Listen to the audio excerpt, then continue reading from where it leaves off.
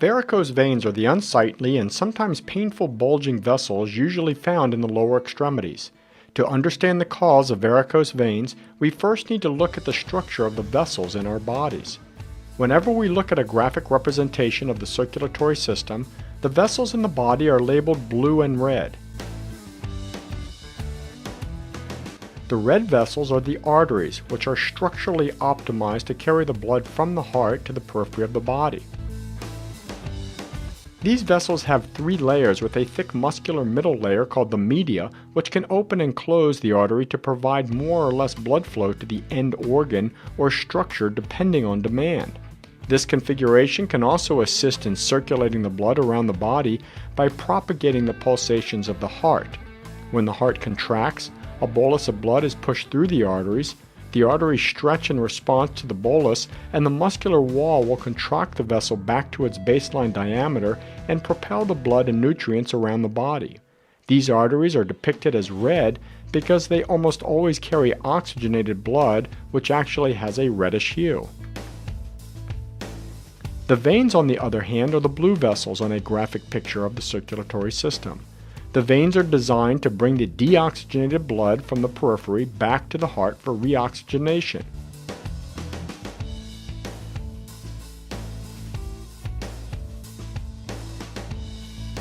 Because we walk upright, the heart would have a hard time pushing the blood down to the toes, through the small capillaries, and back up through the veins if all these vessels were simple tubes in the body.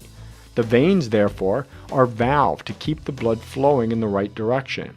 As the blood surges through the veins back towards the heart, these valves open and allow the blood to pass. When the flow stops and reverses, the valves will close to prevent the blood from falling back to the feet, sort of like a series of locks on a river.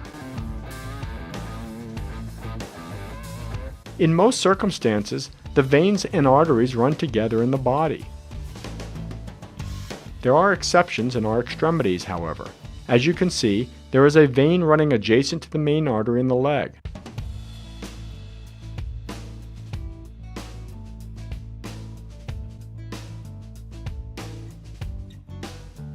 This vessel is deep in the tissues, situated between the muscles and bone, and is referred to as the deep venous system. However, there is another parallel vein running under the skin surface with no associated artery. This vessel is part of the superficial venous system and runs in the fatty tissues just underneath the skin. This particular vessel is called the greater saphenous vein and runs from the inner thigh down past the knee and joins back up with the deep system at the inner ankle.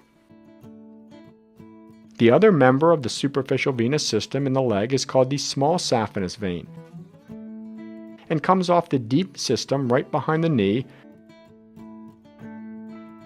runs in the fatty tissues under the skin of the calf,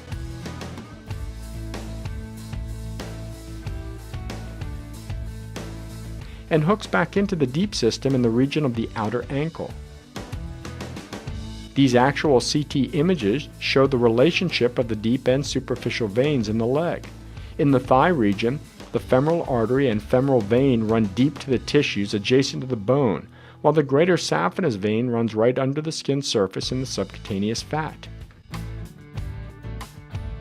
The muscles, bones, and associated connective tissues afford some extrinsic support to these deep veins and helps maintain their shape and diameter. In addition, as we walk, the contracting musculature of the leg can actually squeeze on these vessels and helps propel the blood back towards the heart. This is called the calf muscle pump complex and acts like an auxiliary heart or pump in the legs.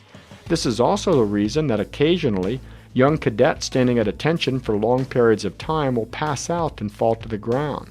The veins are a capacitance system, meaning that they can hold a lot of blood and simply dilate up to accommodate the extra volume. If you lock your knees and deactivate the calf muscle pump complex, blood will pool in the lower extremities until there is insufficient volume to pump to the brain. In an act of self-preservation, the brain shuts down, the cadet falls to the ground, and the head becomes level to the heart, restoring blood flow to your noodle.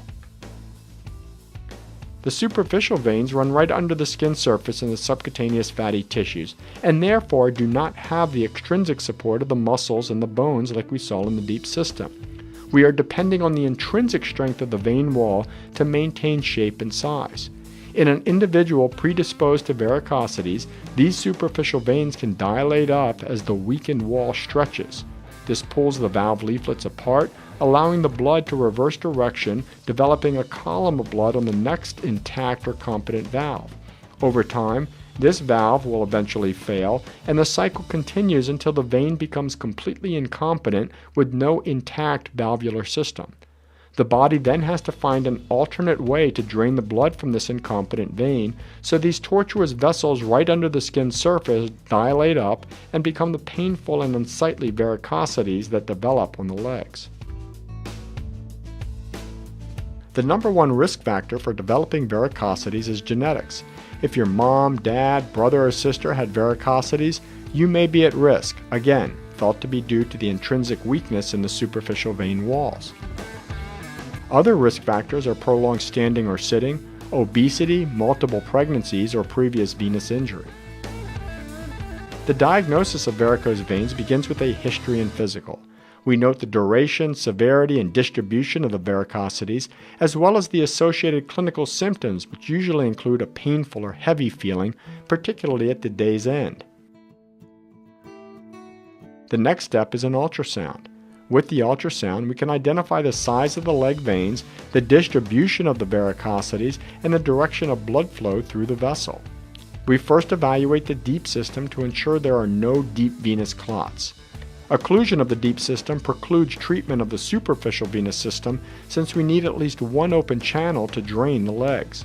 We then use a Doppler ultrasound to evaluate the direction of flow. With the Doppler on the vein, the technologist will squeeze the calf, which will cause blood to rush through the veins towards the heart, which shows up as a peak on the Doppler graph. When the pressure is released, the blood will stop and reverse flow towards the feet, which shows up on the graph as a peak in the alternate direction. If the valves are intact, as in this case, the valves will close and there is no significant flow reversal.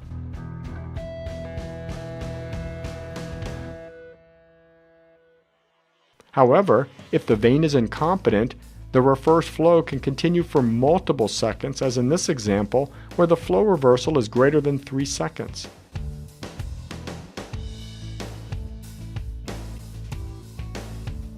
The ultrasound can also determine if the incompetent vein is supplying the regional varicosities. Contemporary treatment of varicose veins is basically an outpatient procedure. Using the same ultrasound, a needle is guided into the incompetent vein below the takeoff of the lowest varicosity. A wire is advanced through the needle over which a carrier sheath is placed and positioned near the junction of the deep and superficial veins in the region of the groin. With the sheath in place, a second needle is sonographically guided to the periphery of the incompetent vein, and a high volume of a weak anesthetic is injected around the vein. This serves 3 purposes. 1, it compresses the vein walls to improve the efficacy of heat ablation. 2, the fluid protects surrounding structures such as the skin, small arteries, and nerves. And 3, most importantly, it numbs the area so the patient does not feel the actual ablation. The wire is then removed and replaced with either a laser fiber or microwave catheter, both of which ablate the incompetent vessel and heat seal the lumen. This blocks the flow to the varicosities, and the patient is then placed in a high-grade compression stocking for approximately 2 weeks to prevent the superficial veins from opening back up. Eventually, the varicosities will clot off, shrink, and are ultimately resorbed by the body. This is the before image of a gentleman with symptomatic lower extremity varicosities, and the post-endovascular treatment image showing marked improvement with essentially complete resolution.